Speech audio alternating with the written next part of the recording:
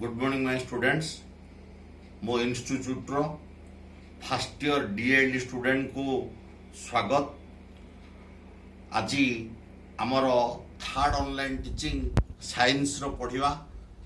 आमे गत थर बल पढ़ई थिले एवं ताधरु न्यूटन्स लॉ रो तीनटा को लॉ पढ़ई थिले। आज आमे जो पाठ पढ़ाया को जाउचे सेटा होची शक्ति।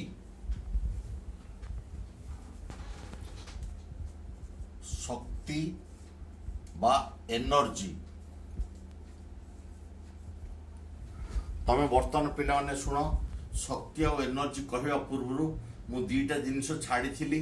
से दीटा जिनिस विषय टिके बर्तमान कही सारा पर मु शक्ति को जीवी। बर्तमान जो बड़ कही बड़ क्या कहते मन पकाओ। बड़ एक बाह्य कारक जहाँ स्थिर वस्तु को गतिशील कराए एवं गतिशील वस्तु को स्थिर कराए। अर्थात बड़ वस्तुर जड़तार परिवर्तन आने। ये कथा मुझे पढ़ई थी। बड़ आमर जो सेकेंड लॉ डेरिवेशन करथिले, सेकेंड लॉ रो आमे पाइथिले कोन ना F = ma। एटा को जदि आमे पकेबा M रो ये हला kg, A रो हला मीटर पर सेकेंड स्क्वायर। तेनु kg मीटर पर सेकेंड स्क्वायर तार हला यूनिट। वर्तमान ये जो बड़ रो यूनिट दीटा गोटे MKS रे न्यूटन, CGS रे मीटर किलोग्राम सेकेंड सिस्टम रे Newton, CGS centimetre gram second system रे एडाला डाइन। तमर परीक्षा रे गोटे पिले क्वेश्चन आसुची, प्रूव दैट 1 न्यूटन = 10⁵ डाइन्स। से जिनसटा मु तुमको छाड़ी थी, से जिनसटा करूची से 2 मार्क प्रूफ आसुची। बर्तमान गोटे कथा शुण, आम प्रथम जानिबा जे 1 न्यूटन फोर्स कौन। What is 1 Newton force. 1 Newton force कौन। 1 न्यूटन फोर्स कौन ना जो बड़ प्रभाव रे 1 केजी वस्तुत्व विशिष्ट वस्तु थारे 1 मीटर पर सेकेंड स्क्वायर त्वरण जात हुए से बल को कहती 1 न्यूटन फोर्स।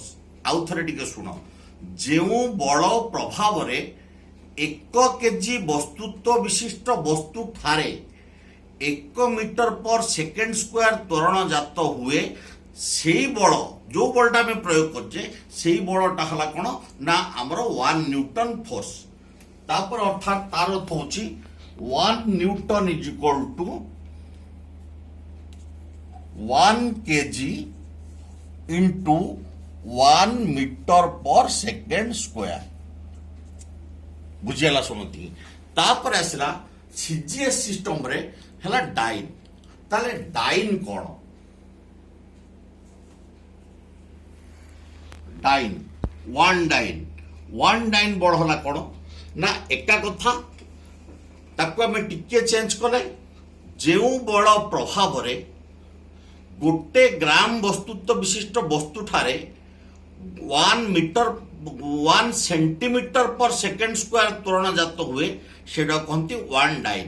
आउ थे कहूँ, जो बड़ प्रभाव रे 1 ग्राम वस्तुत्व विशिष्ट वस्तु ठारे 1 सेंटीमीटर पर सेकेंड स्क्वायर त्वरण जात हुए सेटा कहती 1 डाइन।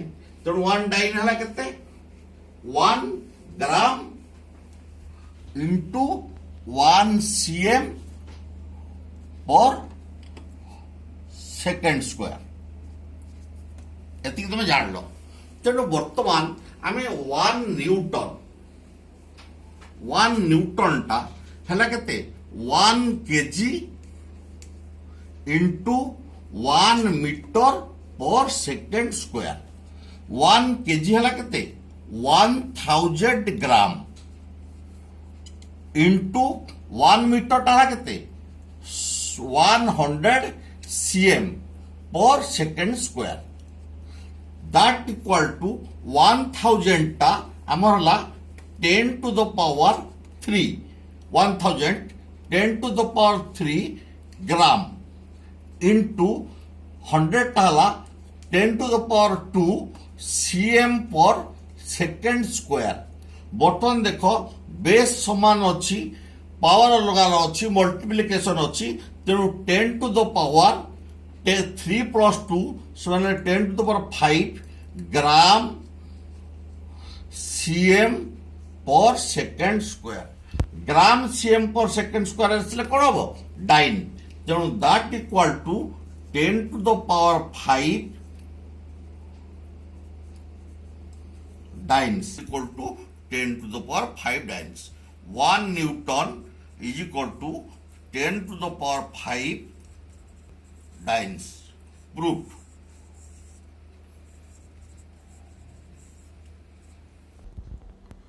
बर्तमान आसला शक्ति शक्ति है कौन ना कार्य कर क्षमता को कहती शक्ति ये जो शक्ति कथा कहवा पूर्व आम कार्य बोली प्रथम जाना जे गोटे वस्तु पर आम जो बल प्रयोग करवा वस्तुटा जदि किछि परिमाण रे विस्थापित हैला ताहाले आम कहवा कार्य होईछि जदि विस्थापित न होईछि बा घुंचिनी ताहाले हमर total work done is equal to 0 देखो वर्तमान मु तुम गोटे परीक्षा गोटे क्वेश्चन पड़ो गोटे लोक उपर 100 केजी ओजनर आलू बस्ता रखिकी ठिया करागला ताहाले से केते कार्य करछि एठी देख तमर कार्यटा तमर एठी तमर कौन हम नो डिस्प्लेसमेंट होईछि तेणु माने किछि विस्थापन होईनी तेणु total work done is equal to 0 तेणु जेते आलू से ओजन मुंडेले मध्य work done is equal to 0 तमे प्लस 2 रेटा पढ़िबो तमर क्रॉस प्रोडक्ट डॉट प्रोडक्ट अछि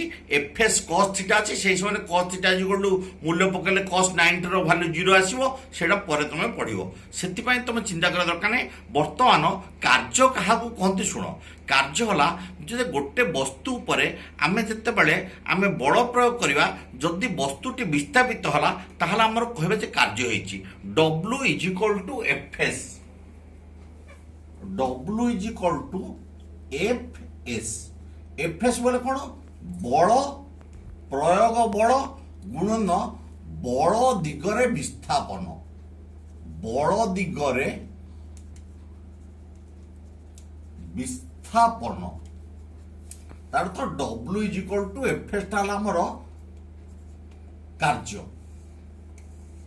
समस्त कार्य बोली बुझिल तेणु बर्तमान आम शक्ति प्रयोग कले कार्य हुए शक्ति व्ययित हेले कार्य हुए कार्य हवा पाई आमर शक्ति आवश्यक तेणु ये शक्ति आउ कार्य दीटाक प्राय एक प्रकार फिजिकल क्वांटिटी तेणु शक्ति आउ वर्क बा कार्य दीटाकर यूनिटी सेम कौन ना जूल किमा यर्क जूल और यर्क तेणु तमर शक्ति बर्तमान आम जो कहले ये शक्ति विभिन्न प्रकार शक्ति अच्छी रासायनिक शक्ति आलोक शक्ति शब्द शक्ति तरंग शक्ति जुआर शक्ति वायु शक्ति मांसपेशीय शक्ति विभिन्न प्रकार शक्ति अच्छी ये शक्ति विषय गुड़ाक आम विशद भाव में परे पढ़ा किंतु वर्तमान यांत्रिक शक्ति कौन ना जो कार्य माने जो शक्ति व्यय जो शक्ति को खर्च करिकी आमर कार्य करी हुए सेटा हला तमर यांत्रिक शक्ति शक्ति व्यय यदि कार्य हला सेटा हला यांत्रिक शक्ति ए जो यांत्रिक शक्तिटा साधारणतः दुई प्रकार गोटे होची एक रे ए जो यांत्रिक शक्ति हला दी प्रकार गोटे होची स्थितीय शक्ति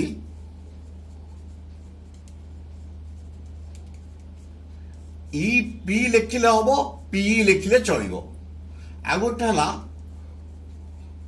गतिज शक्ति जोटा है ई के काइनेटिक एनर्जी एटा पोटेंशियल एनर्जी एटा काइनेटिक एनर्जी ए गतिज शक्ति स्थितिज शक्ति विषय आम आज बर्तमान पढ़ा बर्तमान ये स्थितिज शक्तिर फर्मुला होची ई पी इर फर्मुला होची mgh